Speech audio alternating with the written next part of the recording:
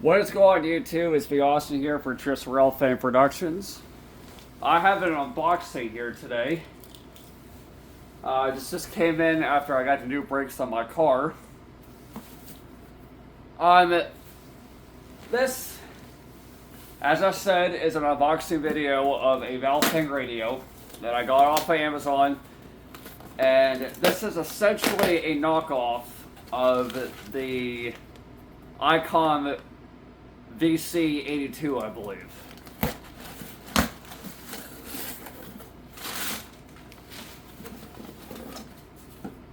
There you go, there's the box. So the model is a UV-82HP high power. So essentially this is a knockoff to the Baofeng, what is it, the Icon VC82 ham radios that you'll pretty familiar with. So on the box, I don't know how well you can see that, you have FM radio, emergency alarm, flashlight, selectable single or dual PTT buttons. So unfortunately, this radio does not have a transmit button that is locked. And as you all know, transmitting to the railroads is a federal offense, especially if you are transmitting a harmful interference. But if you're just pressing a button, it's not going to do anything. But if you talk on the radio, it will be considered illegal. So just keep that in mind. So we're going to go and unpack it here. This is a UHF VHF radio 8-watt output system. So in the box we have the owner's manual. Then you have the ham radio itself. I don't know if there's any way how I can disable the PTT button through the chirp software, but I guess I'll have to figure that out. And then here is the battery. This is a 2,800 milliamp hour, 7.4 volts lithium ion battery. So we're going to go ahead and put it in, see if it has any kind of power. I don't know if these come pre-charged prior to being released from the factory, but we shall see. Panel mode. 14116. So the chirp software is very easy to use. You just have to connect it to your computer or desktop, or even a laptop, whichever is a personal preference. And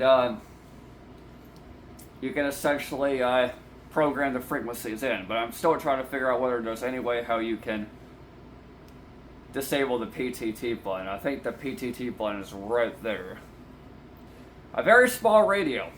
But the main reason why I got this is, for those of you that didn't know, I had a UV5R, what is it? Not UV5R, I'm getting mixed up here.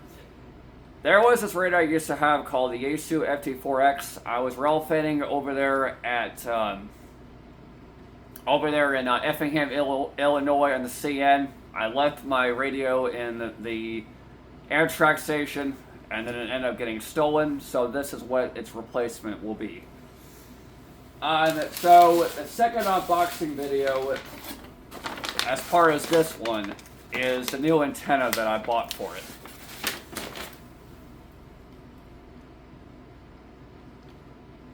So as you all know, this is a SMA female, not male, an SMA female connector. And so, we'll go ahead and open this here.